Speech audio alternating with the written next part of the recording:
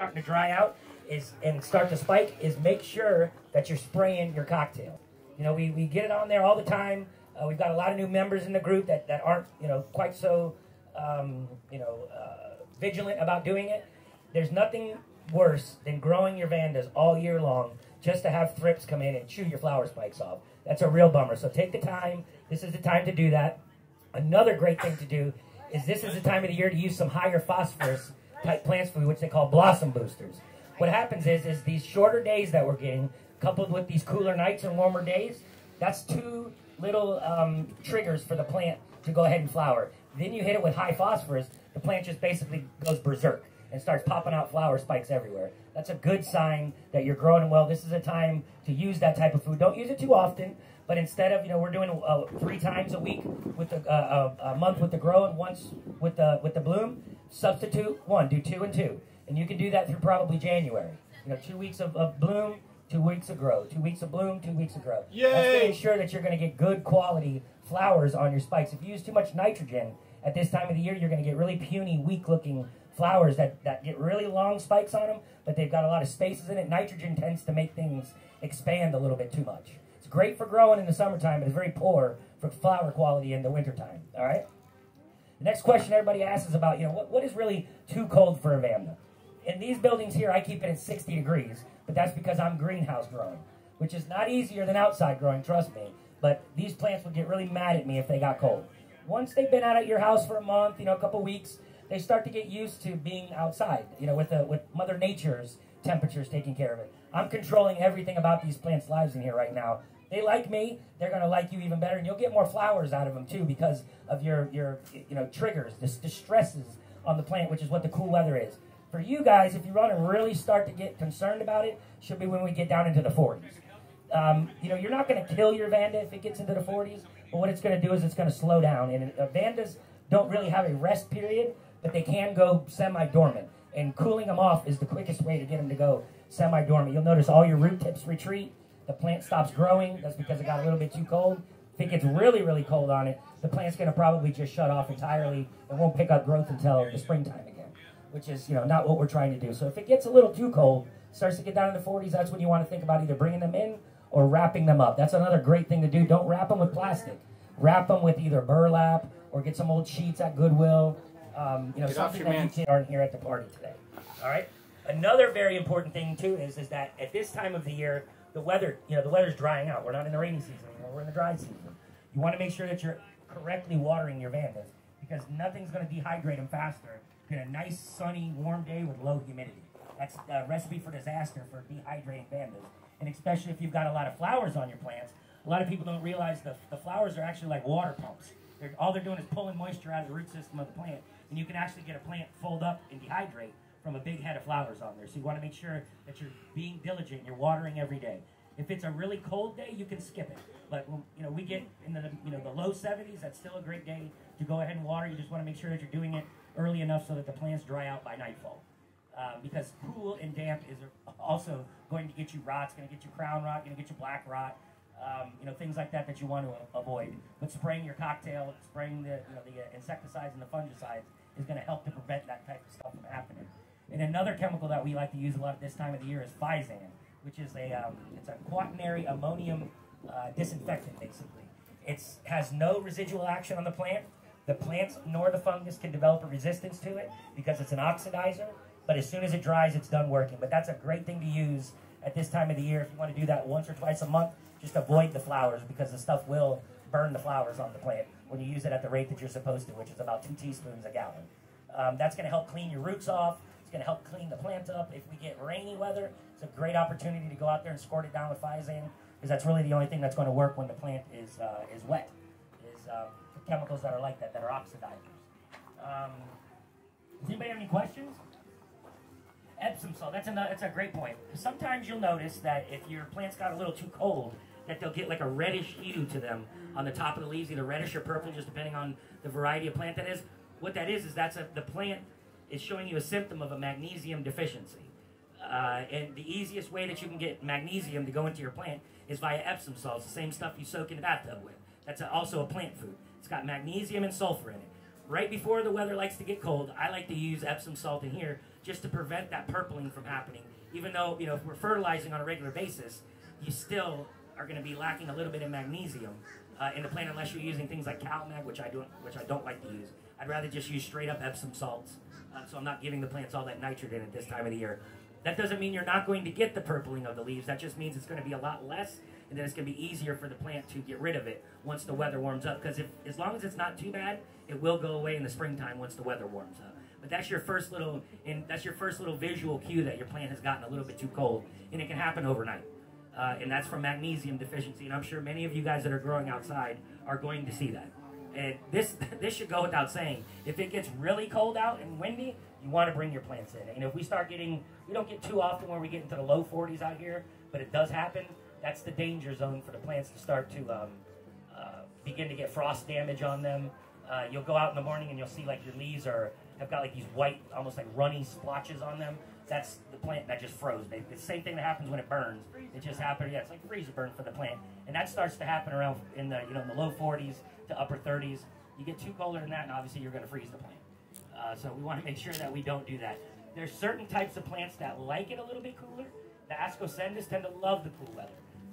Rhynchostylus like the cool weather. This is a time of the year that they start to flower, and the Rhynchostylus are those big fat leaf ones that we have in there that are going to get big, long, cascading, very fragrant, pendulous blooms. They call them the foxtail orchid. That orchid actually likes it a little bit cooler. It's not unhappy at all if it's in the 50s. You know, the plant actually needs that to get it to go ahead and flower. So don't be afraid of letting the cool touch the plant. You know, your most important and most dangerous time is going to be when you start to get into the 40s for growing outside. But you guys have done a great job all summer long, all spring and summer. It's so exciting for me to see all these new faces here and get all these new members that's in the group. You know, a lot of people will charge you to go to their nursery and listen to the class and listen to them talk. And, you know, this is all about guys teaching you how to grow vandas. I had no professional experience whatsoever in growing these plants. And in, 20 years, it's been a long time I've been growing, but we're the top dog right now. And that's because I do exactly what it is that I tell you guys to do. There's no real secrets here that's going on. Everybody here is learning the same things that I taught myself how to do. So if you use them, you're going to have the same type of results that I do. And it makes me so proud to see you guys on the on Vandamaniacs and on Florida Orchid Growers showing all your beautiful flowers and, everybody here. This is just such a really cool group. And, that's what I'm very thankful for this year is for all of y'all's support. You've been with me through some tough times. Nobody's, this is a great group, and I really do appreciate you very much, not just as a customer, but as a friend. You know what I mean? If you're here, you're my friend. And thank you for coming to Friendsgiving. All right? Appreciate you. Thank you very much. Does anybody have any questions? Go ahead, Shelby. Go ahead. Right. So when it rains, have heavy rain or plants get wet, I hesitate. I don't water this the next day, but sometimes for 2 days. Is that okay? That's fine, yeah. If they've gotten good and wet and it takes them a while to dry out, then that's not a bad thing. That's not a bad thing. So now, when it's dry out like this, do I water every day? In the summer? Yes, no, you want to water every day in the wintertime, as long as it's a nice sunny day. If it's overcast, let it go. I mean, I think this week I didn't water 2 days, but I watered every other day. And if it stays cloudy and it's cool out, I won't water for a week if they don't need it. But keeping them dry during cool and overcast weather and cool, damp, and overcast weather is the best thing that you can do to keep the fungus off them, is to keep them dry. Obviously, if they're outside, you're not going to be able to do that, but what are we going to use? Physan. It's a great thing to use when your plants are wet. Physan is 2 teaspoons a gallon, and everybody, I'm sure most of you guys have got that Ortho dial top sprayer by now. Just pour the stuff in there, set your dial top to 2 teaspoons, and spray them away. It should be nice and foamy at that point. You want to really, really, flush the plant out, flush out the leaf axils, really get those roots nice and wet. Because if it doesn't touch it, if the water doesn't touch it, it's not going to do what it's supposed to do. And when we got these plants with these big giant root systems on them, they have to get really wet to get those internal roots wet. So you want to make sure that but not on the blooms, If you do get some on the blooms, that dial top sprayer has an off setting. Just turn it off and squirt your flowers off. What I used to do in here, I don't use much Physan anymore. I'm using something that I can use every day on the plant, and it's called Sanidate. Same type of chemistry, just a little bit of a different chemical.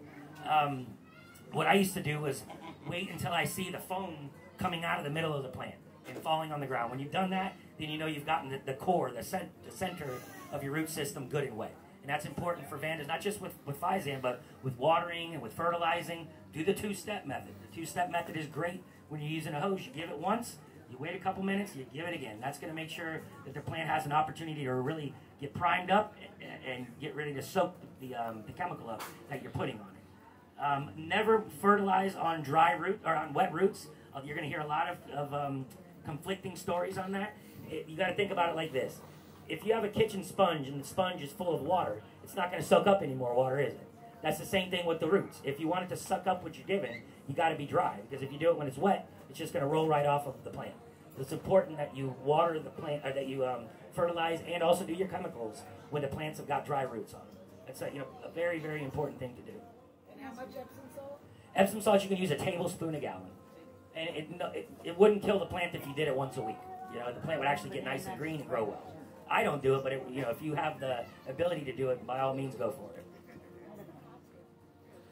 It's on. It's basically a combination of insecticides and fungicides, but it's on our on Vandamaniacs. It's up at the top under the facts section. Jason Dole took the time to go ahead and write all that stuff up. And for the northern people, the Michael Wiley has written one just for you guys to be able to have basically the idea of what it is that we're doing down here. Even though I wouldn't necessarily want to spray orthine inside my house in the wintertime, it'll give you all the recipes for the fertilizers and things like that. There's a million different kinds of fertilizers that's out there on the market.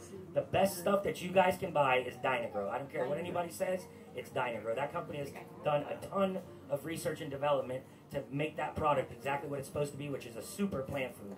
We never use kelp, we never use seaweed here. The only extra hormone solution I'm using is Super Thrive, and I use it very sparingly, and I use it in the summertime. That's the only time that I use that. These vandas that are growing in here are grown by good culture. That's basically what's doing it. Regular old fertilizer, regular old water, and being diligent on the use of the chemicals, using them when you need them. Go ahead, Matt. Timothy wanted to know if you can use Epsom salt with fertilizer also. Timothy who, Laskin? Yeah. Timothy Laskin's supposed to be at a birthday party. No, use the Epsom salts by itself. And also, never mix Physan with fertilizer. If you mix Physan with fertilizer, it turns into a big, greasy mess. We'll see you in the hospital then. Yeah, exactly. Anybody got any more questions? I did. Well, go ahead, Randy. The downfall, I call them waterfalls, when do the leaves come off for the new flowers? They usually start falling off in December. Okay. That's a time, and that's another great question. Anybody here that's growing those Dendrobium superbums? There's a big myth that you need to dry those things out hard to get them to flower. And I did that for years, and I had the wimpiest blooms ever, and I almost killed the plants. A couple years back, I just started leaving them right in the same water. I just bump them up and do a little bit more light, and lo and behold, I'd lose 3/4 of the leaves on the stem on each cane, and they would bloom from the top to the bottom. And I said, Eureka! Yet another thing that's an old wives' tale that you hear out there from people that are following what other people have told them versus doing, experimenting with things like that. If you don't experiment, you're never going to learn anything new.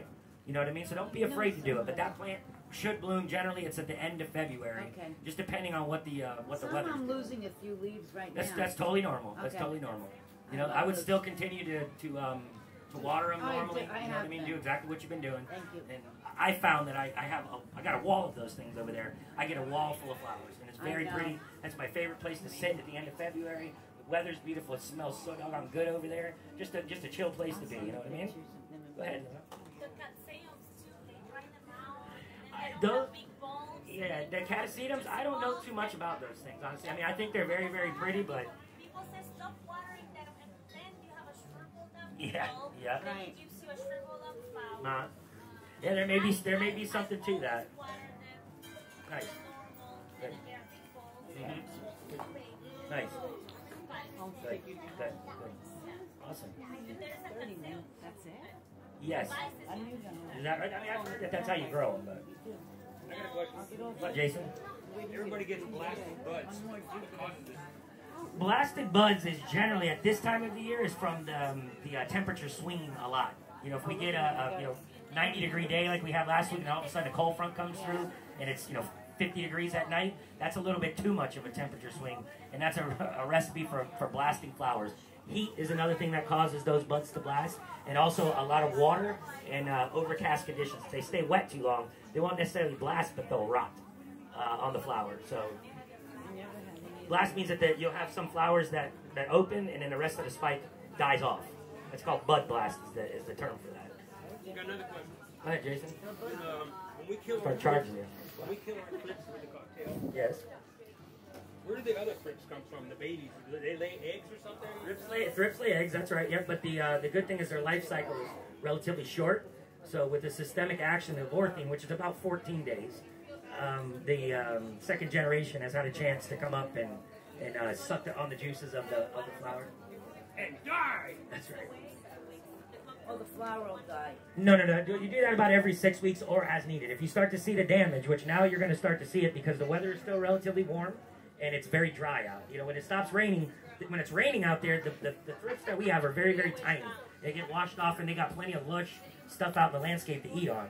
But once it starts drying out, they look at your vandas and like, wow, look at all that juice and succulent roots and everything. I'm going to come in here and we just had to spray where there's a little bit of orthine odor over there in the other building, but it has to be done, That's Wiley's favorite smell. Yeah. Go ahead. The thing about neem oil is something that's going to smother the bug. But I tell you what, the problem with using oil-based stuff on vandas is that vandas have stomata on their leaf, which are like little mouths that open and close that control their respiration. If you put an oil on the plant, you're going to coat that stomata, and you're going to, basically repel what it is that you're trying to put into there, The oil is not, it can be used, but you just got to watch that you don't put it on when it's hot out, and that you water it heavily when you are watering it to wash that stuff off, That's like an organic type of thing. The only thing that I use in here that's organic is the Sanidate, which is basically, it's a peroxide and vinegar mixture that I put in my lines every day to help try to keep the plants clean, try to kill any fungus that likes to grow. I can use it every day at a really low dose. When do the leaves come off for the new flowers? They usually start falling off in December. Okay. That's a time, and that's another great question. Anybody here that's growing those Dendrobium superbums, there's a big myth that you need to dry those things out hard to get them to flower. And I did that for years, and I had the wimpiest blooms ever, and I almost killed the plants. A couple years back, I just started leaving them right in the same water. I just bump them up into a little bit more light, and lo and behold, I'd lose 3/4 of the leaves on the stem on each king, and they would bloom from the top to the bottom. And I said, Eureka! Yet another thing that's an old wives' tale that you hear out there from people that are following what other people have told them versus doing, experimenting with things like that. If you don't experiment, you're never going to learn anything new. You know what I mean? So don't be afraid to do it. But that plant should bloom. Generally, it's at the end of February, just depending on what the weather. I'm losing a few leaves right now. That's totally normal. That's totally normal. I would still continue to water them normally. You know what I mean? Do exactly what you've been doing. Thank you. And I found that I got a wall of those things over there. I get a wall full of flowers, and it's very pretty. That's my favorite place to sit at the end of February. The weather's beautiful. It smells so doggone good over there. Just a chill place to be. You know what I mean? Go ahead. The cattaceums too, they dry them out, and Those- they have big bulbs. Yeah, the catasetums, I don't know too much about those things, honestly. I think they're very, very pretty, but People say stop watering them, and then you have a shriveled up Yeah, bulb, yeah. and then it gives you a shriveled up flower. nah.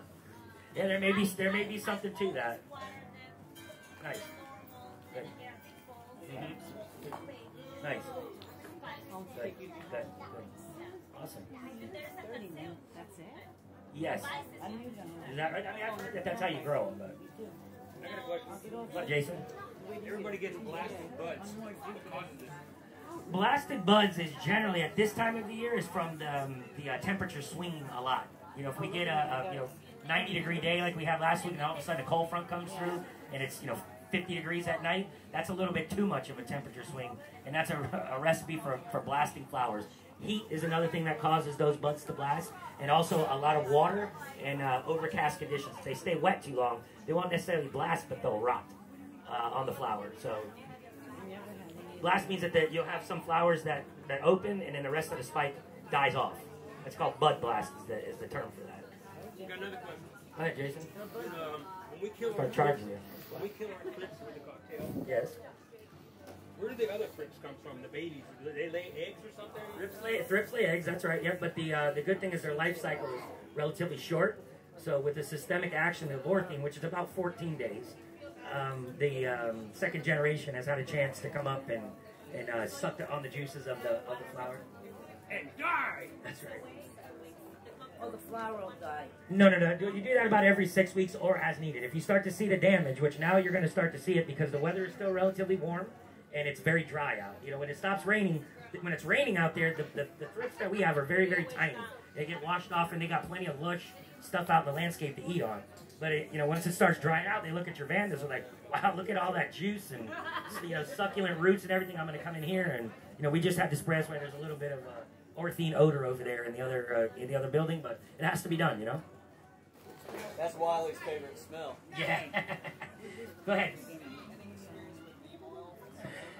The thing about neem oil is something that's going to smother the bug. But I tell you what, the problem with using oil-based stuff on vandas is that vandas have stomata on their leaf, which are like little mouths that open and close that control their respiration. If you put an oil on the plant, you're going to coat that stomata, and you're going to, basically repel what it is that you're trying to put into there. Oil is not. I mean, it can be used, but you just got to watch that you don't put it on when it's hot out, and that you water it heavily when you are watering it to wash that stuff off. That's like an organic type of thing. The only thing that I use in here that's organic is the Sanidate, which is basically it's a peroxide and vinegar mixture that I put in my lines every day to help try to keep the plants clean, try to kill any fungus that likes to grow. I can use it every day at a really low dose. It smells just like salad dressing, really super strong. You know what I mean? But yeah. Do we have any more questions from people on Facebook? I got one for you. When should we use cinnamon? Never. It's on the cake over there. What's that? Systemic resistance. Yep. Fungus, bugs, outside of what you guys talk about using in the cocktail, have you experimented with any other forms of... Yeah, I use Heritage, and I use like Flagship. I use a couple of different products, but what I found is that, first of all, those are really expensive chemicals. Most people aren't doing it as regular as they should be anyways. Right. And the stuff that we're using has got a relatively low time frame of its systemic activity. Right. So if you're going 2 or 3 months with using it, you don't have to really worry about the resistance. It's when you're using the same stuff all the time that you can get... well, how close is too close? I'd say like 8 weeks is probably too close. If you let it go 2 months, you're not going to have a problem. But some people are out there doing once every 3 or 4 weeks in some nurseries, and that's where the problem really comes in. Is from other nurserymen that are using it too often. You know what I mean? It's better to let the bugs eat your plant and let them live through a life cycle and get it out, and then nuke them. As a matter of fact, right now, our last spray will be in December, and then I probably won't spray again until like March. I'm letting all the chemical. Good job. I'm letting all the chemical get out of the plant system and get out of the bug system, because once it starts to get really cool, the bugs and the fungus are going to start to slow down. The bugs especially, you'll get a different types of funguses that come on when the weather is cool, but the bugs are going to slow down pretty much, so I won't spray until I start to see the first signs of damage in the springtime, and then I'll nuke everything. Go ahead, Matt. Somebody wanted to know what's the salad dressing mix of vinegar and peroxide. That's the one I use is called Sanidate, but the one that a lot of people on here use is called Xeritol. And Xeritol is peroxyacetic acid is the name of the formula. It's OMRI listed, which is the organic whatever registry. You can use it every day. It's not going to harm the environment. All that breaks down into is just basically hydrogen and oxygen as it breaks down water and oxygen as the peroxide is doing it.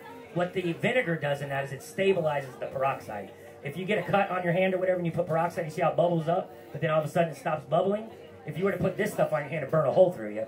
But it would stay active until the actual chemical dries up. So the vinegar stabilizes the peroxide. I would highly recommend against trying to mix that stuff yourself, because it can be explosive if you don't know what you're doing. So don't think you're going to outsmart biosafe systems and try to make it yourself, because you might just get a nasty chemical burn in your face. And in your bones. Go ahead. Sure.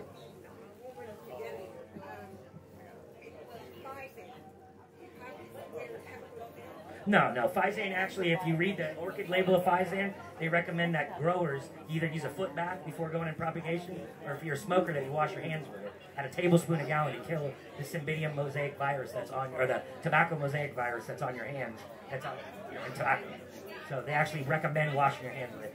It's the same type of stuff that they use in hospitals to disinfect their instruments and stuff like that. It's just labeled for plant use also. We got any more online on Facebook? Let's be all right. It's on our. Are you in Vandamaniacs in our group? Yeah, you should just join it. And there's a few chemicals that are on there. Join Vandamaniacs. Yeah, all one word. And then.